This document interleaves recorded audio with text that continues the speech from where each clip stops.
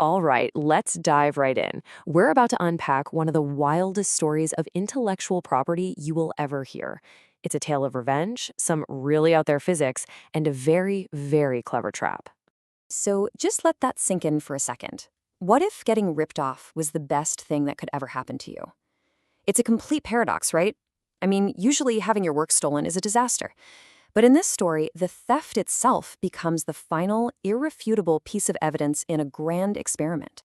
And this experiment had a name: the breakfast trap. It wasn't an accident, it was a meticulously designed operation. The whole point wasn't just to catch a thief. No, it was to use their own predatory instincts against them, to prove a radical new theory. The predator thought it was getting a free meal, but it turns out it was about to become the main course. Now, to really understand the trap, you have to understand its architect, a researcher named Ali Lovar, and you definitely have to understand where her groundbreaking ideas came from. And trust me, it was not a university classroom. You see, Lavar's work is completely inseparable from her life experience. Her physics wasn't cooked up in some ivory tower lab. It was forged in the fire of extreme personal hardship and a really unique upbringing.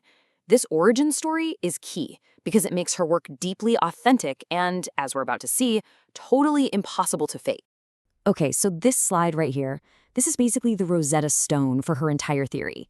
When she was a teenager, Lavar worked in a place that used two kinds of currency. You had your standard cash, and then this local system based on reputation and trust. She had to learn how to balance the energy between them. And look at this. There's a direct one-to-one mapping. Cash relates to what physicists call a standard way of measuring value. But reputation, that maps to a more abstract relational value. This real-world experience became the mathematical bedrock for her whole theory. And this quote, wow, this really gets to the other core part of her work. Lavar talks about a life of immense physical trauma, but for her, it wasn't just suffering. It was a process, a repeating cycle of her body breaking down and her rebuilding it, mapping her own survival along the way. That very cycle of destruction and reconstruction became a central mechanism in her physics. So, this incredibly unique background gave her a kind of secret weapon. It's a core concept in her physics that makes the entire breakfast trap possible, and she calls it gold. Now, this is so important. Gold is not a metaphor. In Lavar's physics, it's a real, quantifiable thing. Think of it as the authentic value, the deep insight that you can only generate when you do the hard work, when you pay what she calls the metabolic cost of creation, of struggle, of survival. It's basically the proof of work for an idea. And this slide just illustrates the core prediction perfectly. On the left, you've got the creator, Luvar. She pays that metabolic cost, she does the work, and she generates real gold. But on the right, you have the predator. They try to skip the hard work, they just steal the outer shell of the idea, but they can't take the gold. So what do they end up with? Something Luvar calls a hollow husk, an idea that looks right on the surface, but it's empty and totally unstable on the inside. So, knowing all this, Lavar didn't just sit back and wait to get ripped off. Oh, no. She went on the offensive.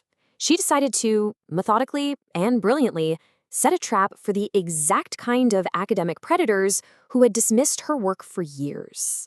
Here's how the trap was set. It happened in stages. In April 2025, she submitted her manuscript. She got a key rejection from a professor named Al Agro, who basically called it rubbish. But for Lavar, this wasn't a failure. This was step one. This rejection sealed her work, you see. It isolated it, making the predator feel safe enough to start harvesting it in private. Okay, so with the target in her sights, she started releasing what she called flavor text. These were these irresistibly catchy concepts that were super easy to steal, but absolutely impossible to truly understand without the underlying gold. Things like Project 23, a name from her own personal files, or identity collapse, which was actually her term for her own medical seizures. These were like poison pills disguised as candy. And just as her theory predicted, the predators took the bait. Hook, line, and sinker. So let's look at the forensic evidence of what happened next. Two main figures pop up, that academic, Al El Aguero, and a commercial operator named Don Gakenet. First, just look at this number, 94. After trashing Lavar's work, Aguero, a professor of comparative literature, mind you, with zero background in physics, suddenly publishes 94 academic papers in her field in a single year. I mean, do the math. That's a new paper every 4 days. This is the excessive bloat LeVar predicted. It's the telltale sign of an automated system, probably AI, just churning out garbage without any real understanding. And here it is, the smoking gun. Aguero named his big, fancy research initiative Project 23.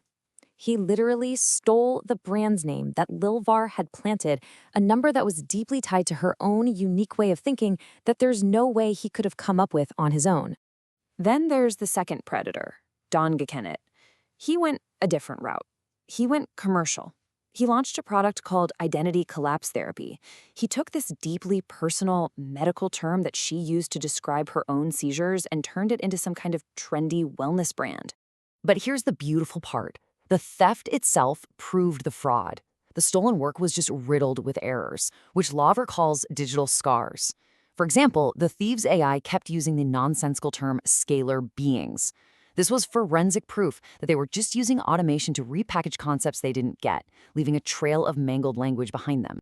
So the theft is undeniable. But this is where the story gets really, really good. Because for Lard, this wasn't a defeat. This was the moment the trap was sprung. This was the whole punchline. LeVar herself actually asked the question, why am I so happy about it all? I mean, on the surface, she looks like the victim here, but in reality, everything was going exactly to plan. The theft was the experiment, and it was working perfectly. And here's why she was so happy. Her gold theorem predicted a very specific sequence of failure.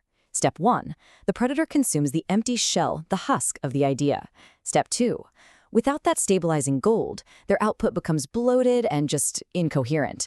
Think of Aguero's 94 papers. And finally, step 3, their professional identity, which is built on this hollow foundation, collapses under its own weight. It was an engineered, completely predictable demolition. And this, right here, is the punchline of the whole operation. The predators, they thought they were the ones consuming. They thought they were getting a free breakfast. But they had walked right into a system designed by LeVar, where their own greed, their own hunger, would be the very thing that consumed them. They weren't the diners. They were the meal. And so the final verdict here wasn't about plagiarism or intellectual property theft. The verdict was validation by predatory collapse. The fact that her enemies crashed and burned in exactly the way her theory said they would, well, that was more rigorous proof of her physics than any peer-reviewed journal could ever provide. This whole incredible story really leaves us with a much bigger question, especially for our time. You know, in an age of AI that can generate endless copies and fakes, what's the true value of an idea? Maybe, just as LeVar's story suggests, the only things with real lasting value are the ones that carry that undeniable weight of lived experience, the ideas that actually have gold inside.